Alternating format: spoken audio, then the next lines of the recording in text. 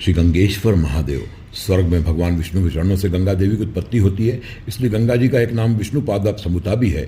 वहाँ से गंगा जी चंद्रमंडल में रुकुट मंदराचल पर्वत होते हुए क्षेत्र वन होते हुए हिमालय पर भगवान शिव की जटाओं में गिरती हैं। शंकर जी अपने जटाजूट में गंगा जी को धारण कर लेते हैं और उन्हें जटाओं से निकलने नहीं देते हैं। तब गंगा जी भगवान शिव के प्रति क्रोधित हो जाती हैं और छटपटाने लगती हैं। तब भगवान शिव भी क्रोधित होकर गंगा जी को जटाओं में ही रोक देते हैं।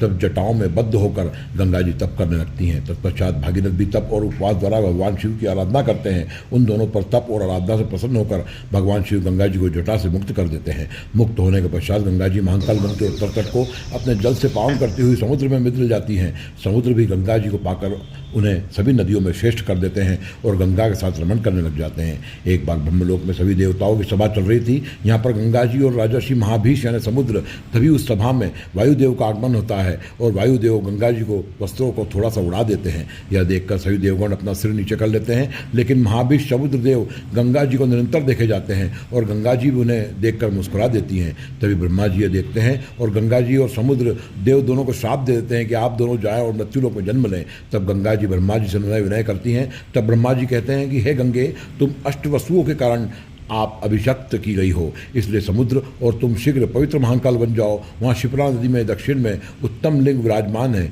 यह लिंग सर्वसिद्धिदायक पवित्र सर्वपातकहारी है। तुम भक्तिपूर्वक उसकी आराधना करो, वहाँ तुमको लिंग द्वारा इच्छित वर लाभ होगा।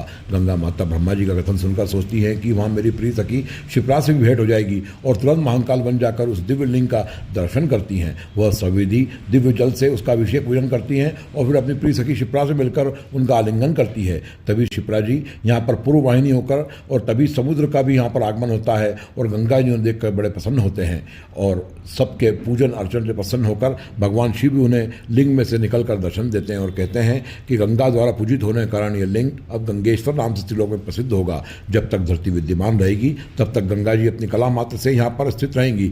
समुद्र में ने भी भगवान शिव की वाणी का अनुमोदन करते हुए तथास्तु कहा और भगवान शिव के आदेश से गंगा जी वहाँ कला मात्र में रूप में स्थित हो गई।